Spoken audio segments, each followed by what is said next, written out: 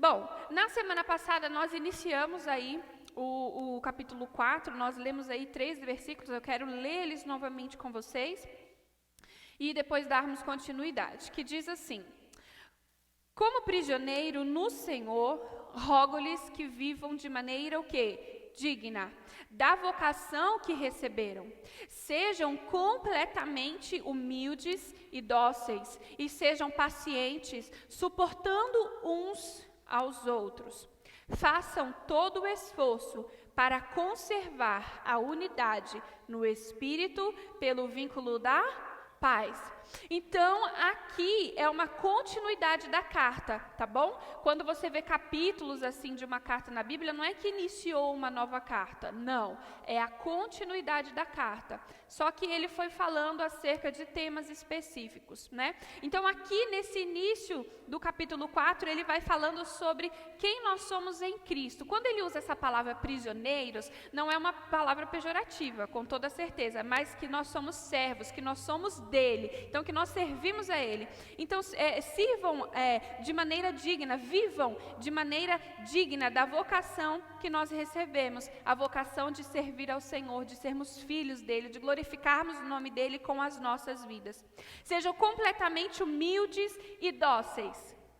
E sejam pacientes, suportando uns aos outros. Então, na semana passada, meu esposo explicou esse texto maravilhosamente bem, a questão do suportar, que é nós darmos suporte para que o outro desenvolva em amadurecimento espiritual, em amadurecimento como irmão nosso em Cristo Jesus. Falou sobre sermos dóceis, que às vezes você acha que a doçura tem a ver com fragilidade, e a doçura não tem nada a ver com fragilidade. A doçura tem a ver com você se compadecer do outro e saber que o outro precisa, às vezes, ser exortado, mas em amor, ser cuidado, mas em amor.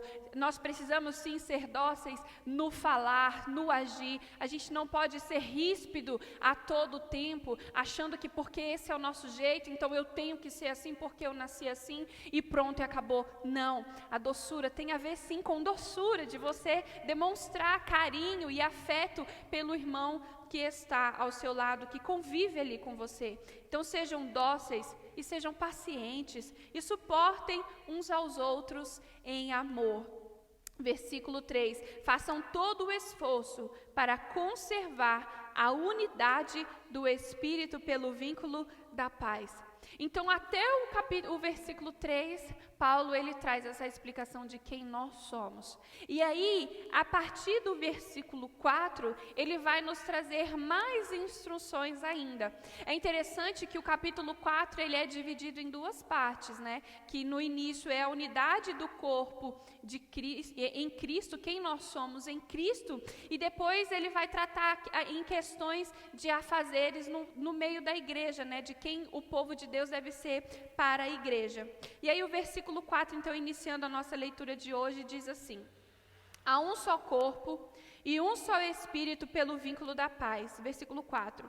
Há um só corpo e um só Espírito, assim como a esperança para a qual vocês foram chamados é uma só. Há um só Senhor, uma só fé, um só batismo, um só Deus e Pai de todos, que é sobre todos, por meio de todos e em todos. E a cada um de nós foi concedida a graça, conforme a medida repartida por Cristo. Por isso é que foi dito: quando ele subiu em triunfo às alturas, levou cativo muitos prisioneiros e deu dons aos homens. Que significa ele subiu, senão que também havia descido às profundezas da terra? Aquele que desceu é o mesmo que subiu acima de todos os céus, a fim de encher todas as coisas. Versículo 11. E ele designou alguns para apóstolos, outros para profetas, outros para evangelistas e outros para pastores e mestres, com o fim de preparar os santos para a obra do ministério, para que o corpo de Cristo seja edificado, até que todos alcancemos a unidade da fé e do conhecimento do Filho de Deus e cheguemos à maturidade, atingindo a medida da plenitude de Cristo. O propósito é que não sejamos mais como crianças, levados de um lado para o outro pelas ondas, nem jogados para cá e para lá por todo vento de doutrina e pela astúcia e aspereza de homens que induzem ao erro. Versículo 15. Antes, seguimos a verdade em amor, cresçamos em tudo naquele que é a cabeça, que é Cristo. Dele, todo o corpo ajustado e unido pelo auxílio de todas as juntas, cresce e edifica-se a si mesmo em amor, na medida em que cada parte realiza a sua função. Realiza a sua função. Então aqui, só de ler o texto, a gente já percebe qual que era a intenção do Espírito Santo instruindo Paulo para levar essa mensagem para aquelas pessoas. Lembrando que nós estamos aqui num contexto de que aquele povo vivia uma vida de devoção a deuses falsos. Então Paulo precisava trabalhar em cima disso, Paulo precisava ensinar as pessoas, orientar as pessoas nessa questão. Então por isso que a gente vai enfatizar bastante isso. Voltemos lá, versículo 4. Há um só corpo e um só Espírito, assim como a esperança para a qual fomos chamadas. Todas as vezes que nós falamos a respeito da igreja, nós falamos que nós somos o quê? Um corpo. Fala comigo, a igreja é um corpo. E o que é um corpo? É exatamente isso aqui que nós somos. Por isso que na Bíblia a gente vê uma alusão a isso, de que a igreja ela é um corpo. Por quê? Porque no nosso corpo, todas as partes que temos têm uma função, certo? Tudo que nós temos no nosso corpo tem uma função, desde os órgãos até as partes externas, os braços, as mãos, os dedos dos pés. Por exemplo, eles servem para te trazer equilíbrio. A lágrima que sai do seu olho serve para lubrificar os seus olhos. Imagina só como seria um olho que não tivesse umidade. Às vezes o tempo está seco e a gente fica como? Com aquela agonia nos olhos. Não é verdade? Então tudo que tem dentro de nós tem uma função. O seu intestino ele trabalha perfeitamente para que você viva feliz, para que você esteja bem. Tudo em você tem uma função.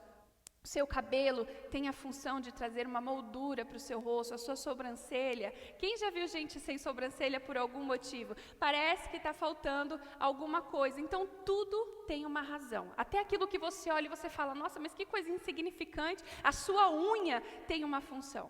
E assim é o corpo de Cristo, assim é o corpo da igreja. Cada um de nós temos uma função. Então, no versículo 4, Paulo ele já fala logo, há um só corpo.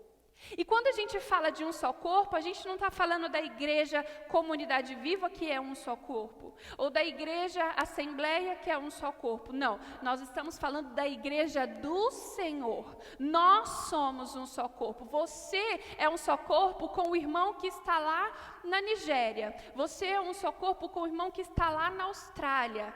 Sabe, você é um só corpo com o irmão que está lá em Parelheiros. Você é irmão de Cristo do povo que está lá em Parelheiros. E eles são irmãos nossos aqui também. Então nós somos um só corpo. Não existe divisão, não existe separação. E nós, infelizmente, estamos vendo separação no corpo de Cristo acontecendo. Nós estamos vendo que homens estão fazendo essa separação, essa divisão. Então a gente não vê irmãos de denominações diferentes se unindo, por exemplo, para sentar à mesa e compartilhar da palavra de Deus. Tudo por quê? Por causa das doutrinas que homens levantaram.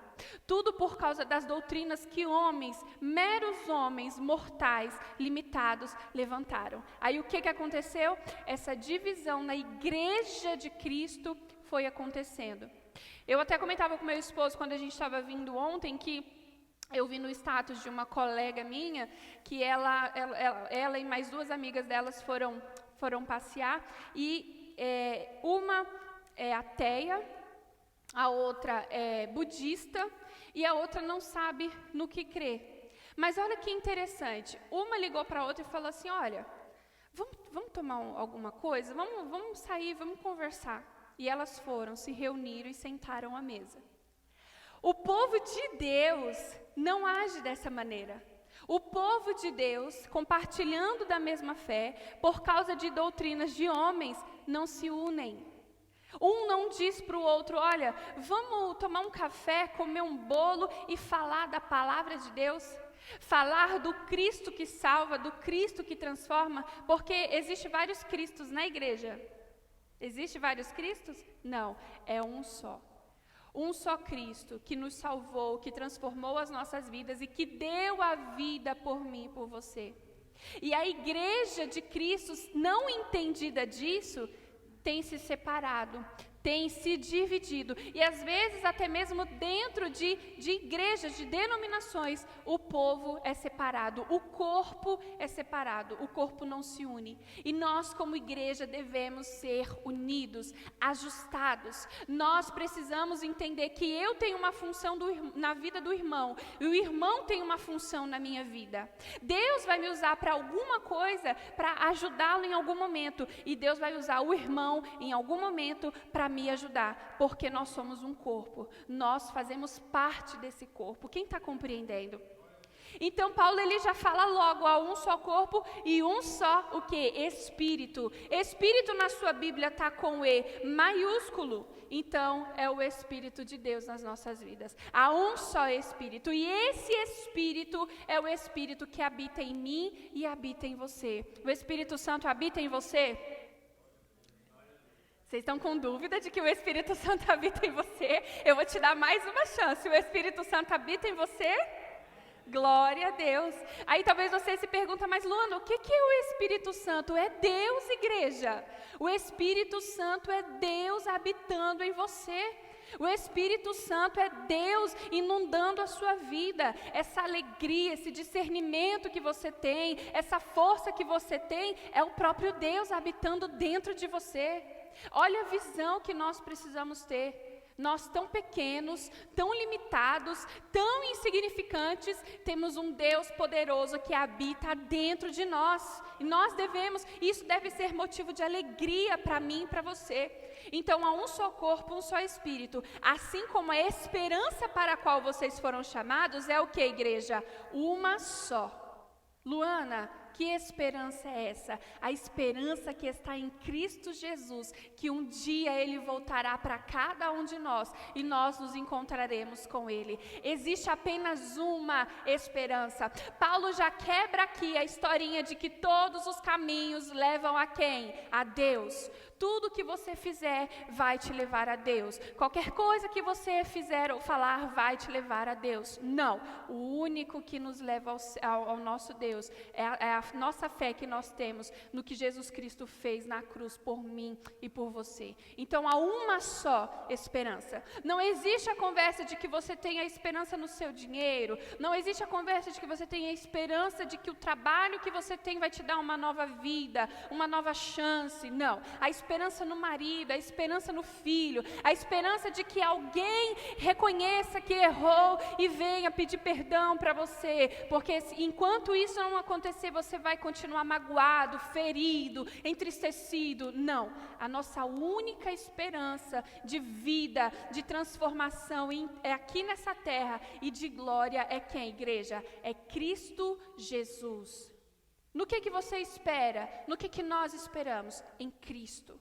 Eu espero em Cristo a minha transformação. Eu espero em Cristo a salvação da minha família. Eu espero em Cristo a restituição da minha casa, da minha vida, do meu casamento. Eu espero em Cristo o dia que eu me encontrarei com Ele em glória. Amém? Eu espero em Cristo. Há uma só esperança para a qual vocês foram chamados.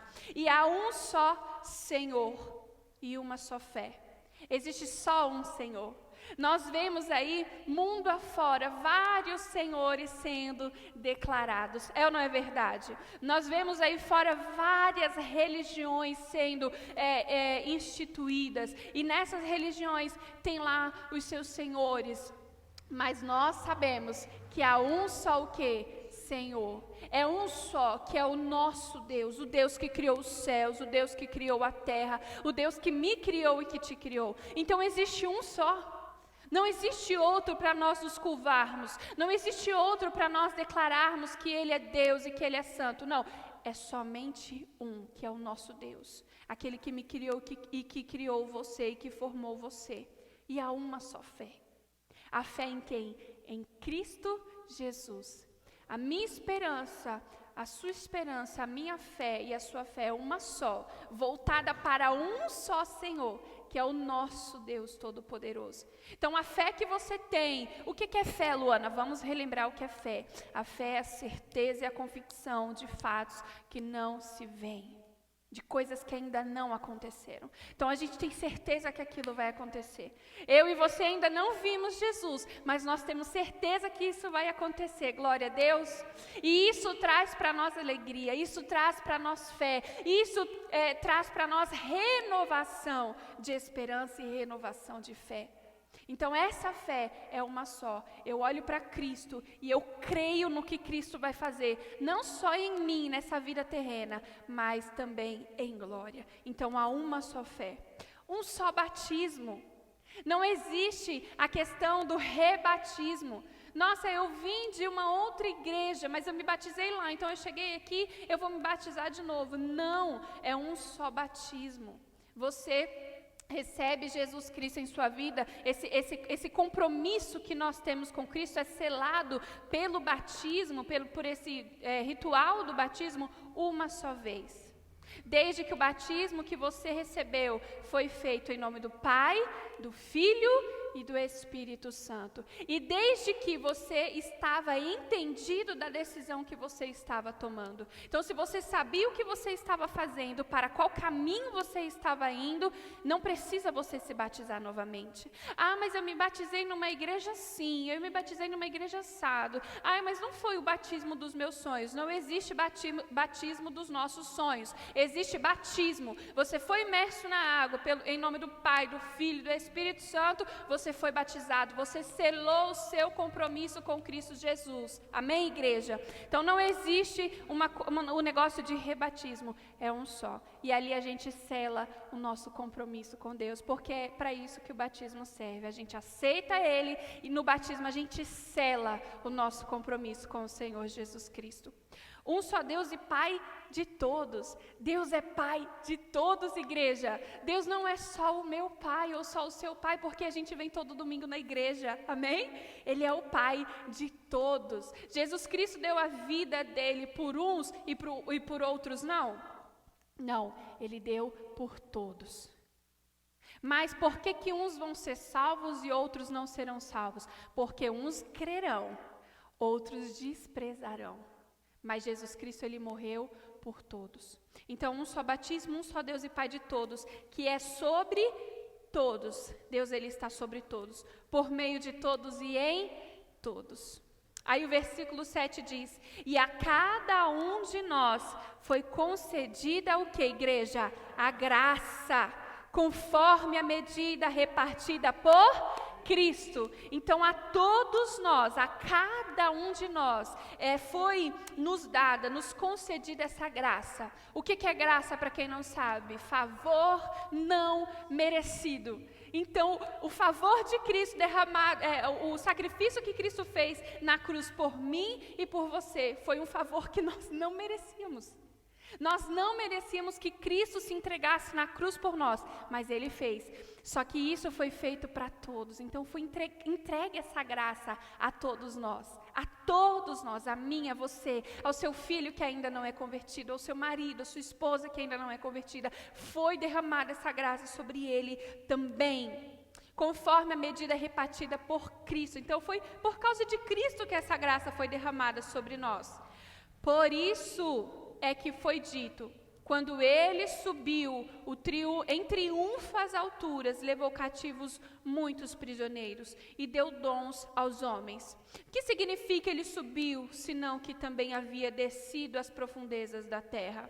Aquele que desceu é o mesmo que subiu acima de todos os céus, a fim de encher todas as coisas. Ou seja, Jesus, ele esteve entre nós, ele desceu e ele veio por inteiro, por completo, para cumprir um propósito, para cumprir algo que havia sido destinado a ele, e ele fez. E após ele ter vindo, estado entre nós, sido entregue na cruz do Calvário, ele subiu aos céus novamente, amém? E com Deus ele está, glória a Deus.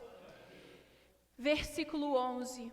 E ele designou alguns para apóstolos, outros para profetas, outros para evangelistas e outros para pastores e mestres.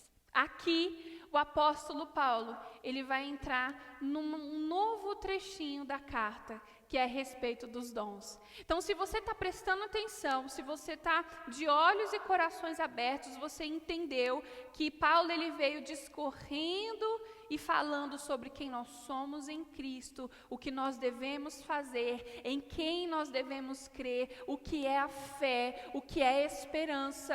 E aí depois ele vem falando da segunda parte, daquilo que é importante para a igreja, que são os dons. Não estão aqui todos os dons que Deus ele derrama sobre a igreja, estão apenas alguns. E Paulo cita esses alguns, que são, e ele designou alguns para apóstolos. Luana, o que é um apóstolo? É um mensageiro. Diga apóstolo. É um mensageiro. É aquele que leva a mensagem. E que mensagem? A mensagem da cruz, a mensagem da salvação. Glória a Deus. Outros para profetas. O que é um profeta? O profeta, ele trabalha por meio da profecia. Exatamente, Deus, ele fala com aquele homem e aquele homem vai profetizar, aquele homem vai falar o que Deus disse, o que Deus ordenou para que ele falasse. Jonas, por exemplo, recebeu a profecia de Deus para levar para a cidade de quê? De Nínive. Jonas queria ir? Não queria, mas Deus queria quem? Jonas. Não importou o que ele fez, Deus queria Jonas, e Jonas teve que levar o quê? A mensagem para aquele povo. Jonas foi um profeta. Deus disse, você vai falar, você vai direcionar, e ele disse o que tinha que ser dito, amém? Outros para evangelistas. A palavra por si só, ela já diz, aquele que propaga, aquele que chama, aquele que traz, aquele que evangeliza, aquele que leva a mensagem. E levando a mensagem, aquela pessoa se sente tocada por aquilo que aquele evangelista falou, e aquele evangelista consegue trazer aquela pessoa para a presença de Deus. E o evangelista é um dom. Muitas pessoas têm esse dom de evangelizar, de convidar, de chamar, de cuidar de pessoas. E outros para pastores e mestres. O pastor cuidando, direcionando as ovelhas, dando direção, visitando, orando pela pessoa, participando dos momentos difíceis e bons da vida daquela pessoa. E o mestre, que é o mestre de ensino. Existem mestres que são também pastores? Existem pastores que também são mestres? Existe, mas também vai existir aquele que é mestre somente para o ensino, glória a Deus, e existe aquele que vai ser pastor, mas não vai ser um mestre, ele vai ser aquele pastor que vai cuidar, que vai amar, que vai direcionar. Quem está compreendendo? Com o fim de preparar os santos para a obra do ministério, para que o corpo de Cristo seja o quê? Edificado. Então veja bem, esses dons, não todos os que Deus derrama sobre a igreja, existem outros dons também, mas todos os dons que Deus ele derrama sobre a igreja, existe uma finalidade, que é a finalidade de que os santos que são aqueles que foram separados, estejam preparados para as boas obras. Aí eu te pergunto, por que será que tem pessoas que recebeu o dom de Deus e não exerce o dom?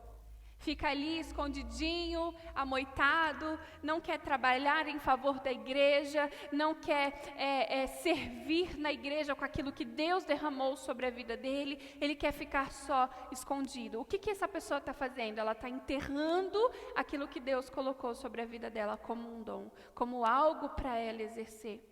E nós, como igreja, precisamos lembrar do que foi falado lá no início. Nós somos um corpo e cada corpo tem uma função, cada corpo corpo tem algo a ser feito em favor do reino de Deus. Então, se eu identifiquei que eu faço algo que vai contribuir para o reino de Deus, eu preciso exercer isso. Eu preciso fazer isso. E não vai ser para minha glória. A gente vai falar um pouco disso também. Não vai ser para minha glória, mas vai ser para que Cristo seja glorificado. Então, você usar o seu dom, você exercer o seu dom, não é você se achar o maioral. Não, é você exercer o seu dom para o que Deus te chamou. Amém? Mas Luana, mas o meu dom, ele parece tão insignificante. Não tem nada insignificante para o reino de Deus. Tudo contribui para o reino de Deus. Tudo contribui para que o nome de Deus seja propagado, para que o evangelho seja anunciado. Não importa se o seu dom seja você saber cozinhar para muitas pessoas. Eu não sei cozinhar para muitas pessoas. E tem gente que faz isso maravilhosamente bem. E para que essa pessoa vai usar esse dom? Para cozinhar para pessoas que estão em situação de rua. E aí aquela comida vai ser levada, e através daquela comida sendo levada, aquela pessoa vai receber uma mensagem de esperança sobre a vida dela. Quem está compreendendo com o exemplo que eu dei? Não importa qual seja o seu dom pode ser usado para que o nome de Deus seja glorificado. Não importa no que você seja bom, faça para que o nome de Deus seja glorificado, porque existe uma finalidade. Para que o corpo de Cristo, versículo 12 na continuação, para que o corpo de Cristo seja edificado.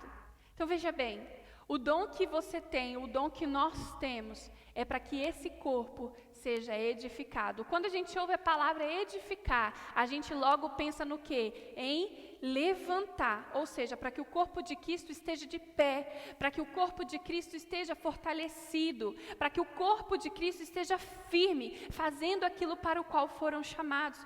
É tão bonito, gente, uma igreja que entende o seu lugar, que entende a sua função, que entende a sua parte no corpo. Então, com o meu dom, eu vou abençoar o irmão com o dom dele vai me abençoar, e junto a gente vai crescer junto a gente vai desenvolver espiritualmente juntos. Eu vou orar pelo irmão, o irmão vai orar por mim.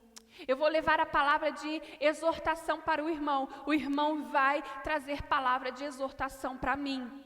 Mas a gente não quer viver isso. Dentro das igrejas nós vemos pessoas completamente irredutíveis à exortação. Mas sempre vai haver um irmão que Deus vai direcionar para que traga uma palavra de exortação para nós. E a palavra de exortação é: olha, você está errado na forma que você está pensando, no que você está fazendo. É importante que isso exista na nossa vida de irmãos em Cristo Jesus. Se não existir, como haverá edificação?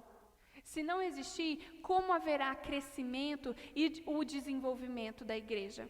Então, para que o corpo de Cristo seja edificado, até que todos, não alguns, mas todos, alcancemos a unidade da fé e do conhecimento do Filho de Deus. Então, tudo isso tem uma finalidade. A gente usa tudo aquilo que Deus nos entrega com a finalidade de que a igreja seja edificada e que todos juntos alcancemos a unidade da fé e do conhecimento do Filho de Deus. E o que é esse conhecimento do Filho de Deus? É relacionamento. Diga comigo, relacionamento. Nós não queremos relacionamentos. Nós não queremos relacionamento nem com Deus e não queremos relacionamento também com os irmãos. Nós queremos ficar no nosso canto. Não, deixa o irmão seguir a vida dele, que eu siga a minha vida. É melhor cada um no seu canto. Deus, Ele quer unidade, Ele quer relacionamento. E Ele também quer que tenhamos um relacionamento com Ele. É por isso que nós tanto falamos que precisamos ler a Bíblia. É por isso que nós tanto falamos que precisamos orar ao Senhor. É por isso que nós tanto falamos que precisamos congregar. É por isso que nós tanto falamos que precisamos de comunhão com Deus, porque o conhecimento que nós vamos ter de Deus, daquilo que Ele tem para nós, vai ser gerado através da comunhão. Se você não tem comunhão, se eu não tenho comunhão, se nós não temos comunhão, nós não conheceremos a Deus. Às vezes você vai se sentir tão limitada em questão, ou limitado em questão de conhecimento a Deus, e você só está a um passo de conhecê-lo cada vez mais. Qual que é esse passo? Você chegar até a sua Bíblia. Às vezes a Bíblia passa a semana, o mês, o ano inteiro aberto em cima de uma estante pegando poeira. A gente não abre, a gente não lê, a gente não busca, a gente não estuda, a gente não ora, a gente não jejua, a gente não quer ter comunhão com Deus, porque a gente está sempre dizendo sim para a nossa carne. Mas uma coisa que nós precisamos nos lembrar, igreja, é que existe uma luta travada de todos os dias da carne contra o Espírito. O seu espírito quer que você leia, que você ore, que você busque, que você jejue, mas a sua carne quer que você descanse, que você assista TV, que você vá fazer qualquer outra coisa, menos que você busque ao Senhor. Mas se eu não fizer isso, eu não terei conhecimento de quem é o Senhor. Se eu não fizer isso, eu não terei aprofundamento de quem é o Senhor. A sua carne quer que o seu corpo esteja aqui, mas a sua mente esteja vagando em todos os lugares. A sua carne quer que o seu corpo esteja aqui, mas que você esteja pensando no almoço que você vai fazer daqui a pouco, na roupa que você tem que estender daqui a pouco, no soninho que você vai tirar depois do seu almoço. A sua carne pede isso. A sua carne quer que você fique pensando no seu trabalho, como que vai ser o seu trabalho durante a semana. Mas o seu espírito, o seu espírito quer que você pare. O seu espírito quer que você cale a sua mente, para que você ouça a voz de Deus. O seu espírito quer que você esteja entregue a Ele, para que você conheça a Ele. E quando a gente conhece a Ele, igreja, essa maturidade que Paulo está falando aqui vem sobre as nossas vidas. Aí a gente passa a olhar para o irmão com um olhar de misericórdia. Aí o irmão que não é tão maduro, que chegou agora, que é difícil, que é casca grossa, que é difícil de lidar, a gente olha para ele com amor. E a gente fala, não, eu preciso trazer esse irmão para perto, para que ele seja amadurecido, para que ele seja fortalecido como eu estou sendo buscando ao Senhor. Não com um olhar de superioridade, tipo, não, eu sou maduro, eu sou crente, não, mas com o olhar de que, irmão, se ajunta aqui comigo, vamos crescer junto em conhecimento da palavra, vamos crescer junto em oração. Quando a pessoa é difícil, a gente quer distanciá-la de nós. Nossa, fulano é difícil demais, já cansei de falar, já cansei de ensinar, fulano é difícil demais, mas é aquele fulano difícil que Deus quer junto da igreja, é aquele fulano difícil que está precisando ser moldado, ser fortalecido, e aquele irmão que já está mais maduro espiritualmente, tem que olhar com esse olhar maduro para esse irmão que é tão difícil de lidar. Quem está compreendendo, igreja? Nós estamos aqui para isso. O irmão é difícil, a irmã é difícil, tem que trazer para perto, porque ela tem que ver você sendo um irmão maduro. Ela tem que ver você tendo uma mente madura, uma mente renovada, para que ela também seja transformada, para que ela também se torne um crente maduro na fé. Aí aquele irmão que é tão difícil, tão doído de lidar com ele, um dia vai se tornar um crente unificado com a gente, um dia vai se tornar um crente transformado, vai se tornar uma só carne conosco, vai fazer parte do nosso corpo, e aí quando a gente menos esperar, aquele irmão que outrora era difícil, vai estar pegando outra orelhinha para poder ensiná-lo também, para poder direcioná-lo também. E aí é assim que a igreja vai desenvolvendo, é assim que a igreja vai amadurecendo. Agora, se eu não me posicionar, a igreja vai ficar estática. Se eu achar que o trabalhar com o outro irmão é uma função somente do pastor, somente o pastor tem que tratar de fulano que é tão difícil, somente o pastor tem que orar por fulano porque só ele tem paciência. Não, essa paciência tem que ser minha e tem que ser sua também. Essa paciência tem que ser direcionada a todos nós, porque vai chegar uma hora que o pastor já não vai conseguir mais alcançar aquele outro irmão que é tão difícil, porque ele já vai estar com tantos outros irmãos ali difíceis, que ele não vai conseguir chegar no outro. Aí vem ali o outro irmão que é mais maduro, traz para perto, cuida, poda, limpa, orienta, direciona, discipula. Amém, gente? Discipulado. Tudo isso que Paulo está falando nesse texto é sobre discipulado. Eu vinha hoje de manhã vindo para o carro e, claro, obviamente o Espírito Santo me fazendo lembrar disso.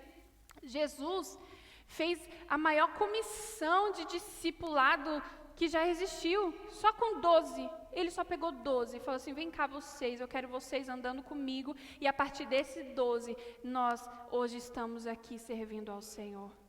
Porque houve um discipulado bem feito. Jesus pegou Pedro todo cabeça dura, difícil de lidar, difícil. Pedro era aquela típica pessoa pau e pedra. Você conhece alguém pau e pedra?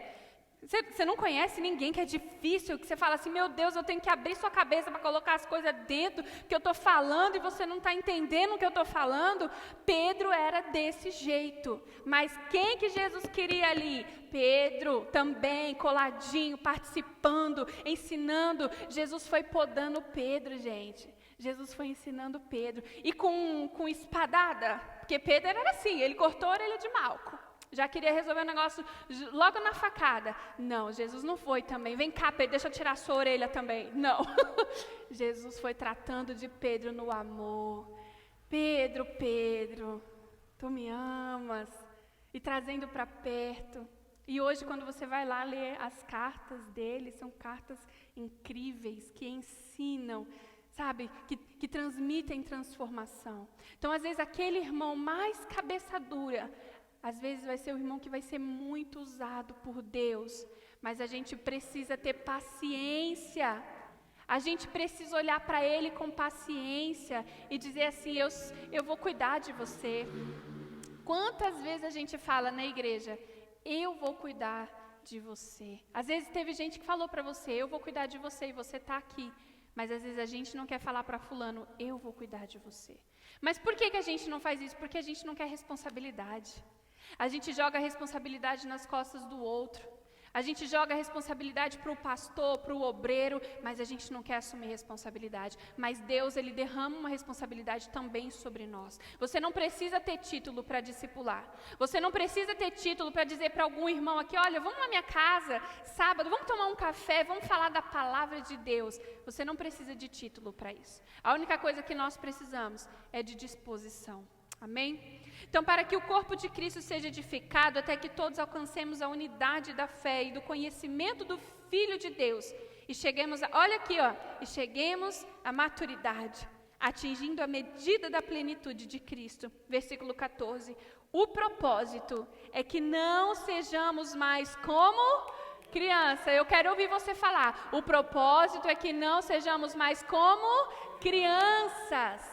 Então, tudo tem uma finalidade, tudo tem uma razão. Qual que é essa razão, qual que é essa finalidade? Que você cresça, que eu cresça, que nós sejamos crentes maduros, crentes fortificados, crentes que não fiquem de mimimi, de conversinha, mas que quando se une é para orar, quando se une é para falar da palavra de Deus, que tem um olhar clínico, espiritual, de olhar para o outro e falar assim, eu vou me juntar a fulano, porque eu sei que fulano está precisando, então eu vou ser um canal de bênção na vida dele. Nós precisamos ter essa visão de maturidade e dizer assim, Deus, eu estou aqui para o Senhor contar comigo. E não ficar empurrando a responsabilidade para o outro. Deixa o outro que está mais tempo na igreja, faça. Não importa quanto tempo você tem de igreja. Deus, Ele está contando comigo e com você. O propósito é que não sejamos mais como crianças, levados de um lado para o outro pelas ondas, nem jogados para lá e para cá, por todo o vento de doutrina e de astúcia e esperteza de homens que induzem ao que, igreja? Ao erro. Você e eu já passamos por lugares onde pessoas ensinaram coisas erradas. Outrora nós estávamos ali declarando e confiando em tudo aquilo que diziam para nós, porque outrora nós éramos imaturos. Hoje, Deus, Ele veio trazendo maturidade para nós. Então, hoje, nós precisamos saber identificar o que é uma coisa que está na Bíblia e o que é uma coisa que não está na Bíblia. A gente precisa identificar quando a gente ouvir alguém dizendo e dizer, epa, peraí, o que ele está falando não é bíblico. O que ela está falando não é bíblico. A gente precisa ter essa peneira. Nós precisamos ter esse filtro. Do contrário, nós seremos sempre jogados para lá e para cá.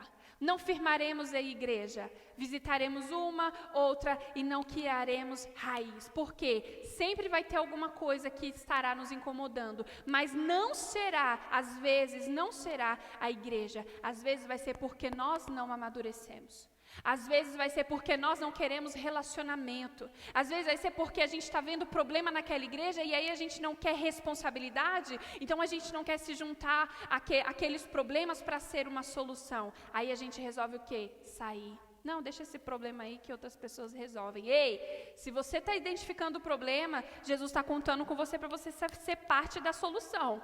Se você está identificando uma coisa que está errada, Deus está contando com você para você resolver aquilo. E maturidade envolve isso. Você se posicionar e você resolver. Versículo 15. Antes, seguindo a verdade em amor, cresçamos. Façamos o quê? Eu quero ouvir você dizer, cresçamos em tudo, naquele que é o cabeça. E quem que é o cabeça? Quem que é o cabeça, igreja? Cristo. Dele todo o corpo, ajustado e unido pelo auxílio de todas as juntas, cresce e o quê? Edifica-se a si mesmo em amor, na medida em que cada parte realiza a sua função. Então a gente cresce, a gente desenvolve para que a gente edifique um ao outro em amor. Fulano, vem cá, deixa eu orar por você. Fulano, olha, o que você está pensando, você está fazendo não está certo. Vamos junto aqui em oração, por meio da palavra de Deus, tentar ajustar isso. E aí, na medida em que cada parte realiza a sua função. Então eu vou realizar minha função, você vai realizar a sua função. E juntos a gente vai o quê? Fala aí. Crescer. Juntos a gente vai desenvolver, amadurecer. Glória a Deus.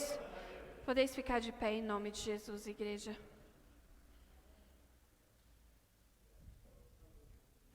Não podemos